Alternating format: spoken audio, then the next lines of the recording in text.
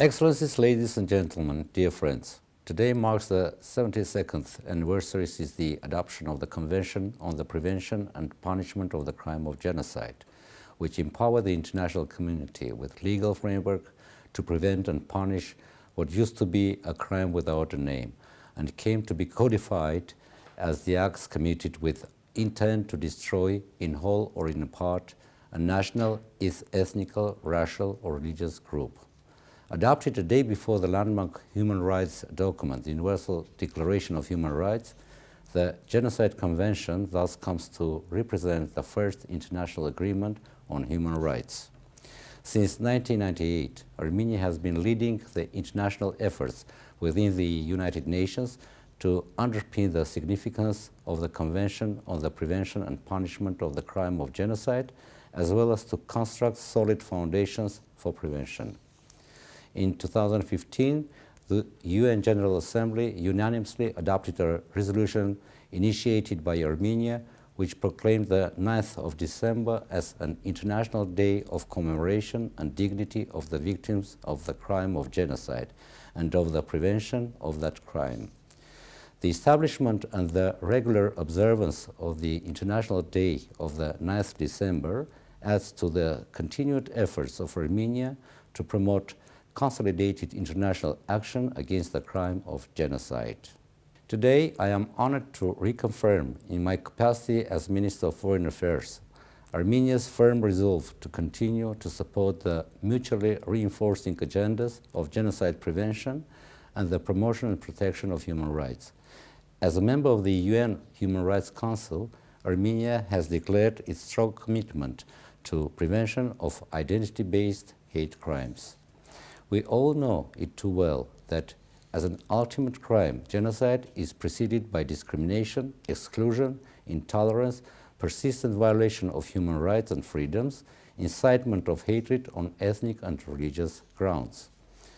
The frequent lack of understanding of the importance to timely detect early signs, such as manifestations of hate speech and incendiary rhetoric amplified by the modern means of mass media, and often politically motivated reluctance to address them properly and in timely manner, has limited the collective ability to undertake early action and deliver adequate response to promotion and cultivation of hatred and intolerance.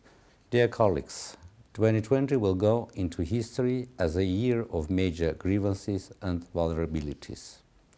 It's been particularly challenging for Armenia and Armenians all over the world. As the world was focused on fighting the COVID-19 pandemic, Azerbaijan, with direct involvement of Turkey and foreign terrorist fighters and mercenaries from the Middle East, launched a large-scale military offensive against Nagorno-Karabakh with a clear genocidal intent. State-led policies of denigrating and insulting the victims of past atrocities and construction of distorted historical narratives that seek to justify the deliberate destruction of the Armenian cultural heritage in the region fuel interethnic tensions and undermine prospects of reconciliation. Dear friends, today more than ever, we need genuine commitment and unity of the entire international community to develop a strong and effective system of risk assessment and early warning mechanism. We need to promote education of human rights, tolerance and culture of peaceful coexistence. Here, I would like to emphasize the role of media and communication workers. Their influence and responsibility are becoming increasingly significant in the modern world of information technologies. They stand at the heart of early warning mechanisms to detect and prevent crimes against humanity. The resolution on genocide prevention adopted by the UN Human Rights Council in June 2020 highlights that free, diverse and independent media able to operate freely would significantly reduce the risk of genocide.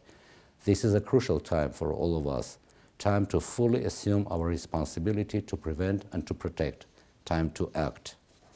This year has shown how fragile and endangered are human life, human identity, human heritage. We are grateful to the UN Secretary General Antonio Guterres for his commitment to sustain focus on the prevention agenda and for supporting the critical functions of early warning and early action, including the commitment to address hate speech at the national and global levels. I want to welcome Ms. Alice Wairimu Nederitu in her new capacity as Special Advisor of the Secretary General on the prevention of genocide, and to thank her and her predecessors for the consistent action towards driving forward the prevention agenda.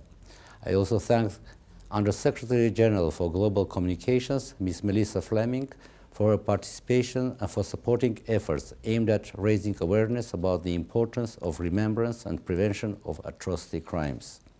Finally, I want to thank our permanent mission in New York for bringing together an exceptional panel of humanitarians as part of the annual observance of the Day of Commemoration and Dignity of the Victims of the Crime of Genocide and International Human Rights Day.